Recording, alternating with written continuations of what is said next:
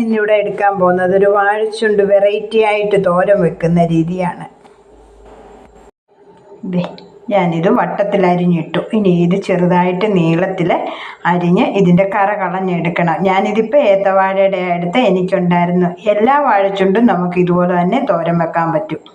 ഞാനിതിങ്ങനെ ചെറിയ പീസായിട്ട് അരിഞ്ഞെടുത്തു. ഇനി ഇത് കഴുകി നമുക്ക് വെള്ളം തോരാനായിട്ട് വെക്കണം. ഇതിൻ്റെ കണ്ടോ, ഞാൻ വെള്ളത്തിലാണ് അരിഞ്ഞിട്ടിരിക്കുന്നത്. വാഴച്ചുണ്ട് ഞാൻ കഴുകി വാരി വെള്ളം തോരാനായിട്ട് വെച്ചു. ഇനി ഇതിലേക്കുള്ള അരപ്പിനുള്ള സാധനങ്ങൾ നമുക്ക് എടുക്കാം. കഷ്ണങ്ങളായിട്ട് എടുത്തു. ഉള്ളി അരിഞ്ഞു വെച്ചു. ഒരു കഷ്ണം ഇഞ്ചിയും വെളുത്തുള്ളിയും കൂടെ ചതച്ച് വെച്ചു. ഇനി നമുക്കിത് അടുപ്പത്തിടാം. വെളിച്ചെണ്ണ ഒഴിച്ചു. ഇനി അത് ചൂടായി വരുമ്പോൾ നമുക്ക് ഈ തേങ്ങ അങ്ങോട്ടിടാം. തേങ്ങ മഞ്ഞൾപ്പൊടി ഉപ്പും കൂടി ഇട്ട് മൂപ്പിച്ചെടുക്കണം. തേങ്ങ മഞ്ഞൾപ്പൊടി ഉപ്പും കൂടിയിട്ട് നമുക്ക് മൂപ്പിച്ചെടുക്കാം.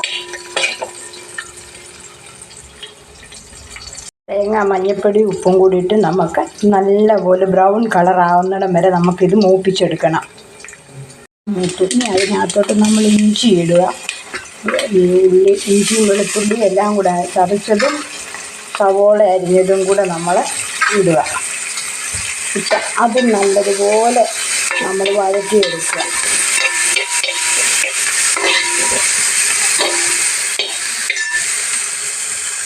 അത് താളിക്കാൻ വേണ്ടിയിട്ട് 4 സ്പൂണ് മല്ലിപ്പൊടി.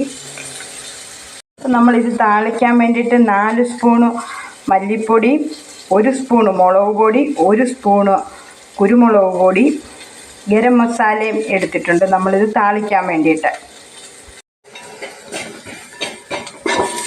കണ്ടോ, അതെടുത്തു. അതിനകത്തോട്ട് നമ്മൾ ഇത് കുടഞ്ഞിടുക.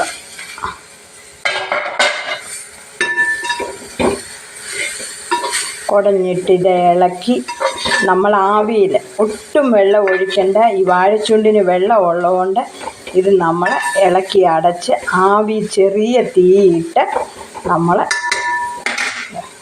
സിമ്മിൽ വെച്ചു നമ്മളത് ആവിയിലിടുക. കറിവേപ്പില ഉപ്പും നമ്മൾ നേരത്തെ ഇട്ടിട്ടുള്ളതാണ് തേങ്ങ വറുക്കാൻ നേരം. അപ്പം നോക്കിയതിന് ശേഷമേ ഇനി ഉപ്പ് ചേർക്കാവൂ.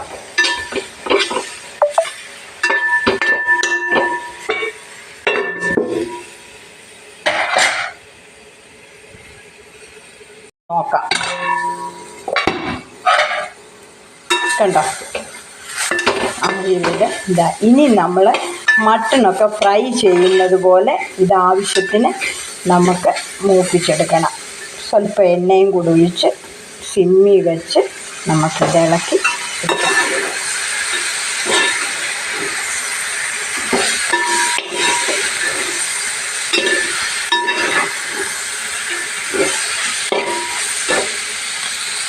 എണ്ണയ്ക്കകത്ത് കിടന്ന് നമ്മുടെ കൂമ്പ് വരും.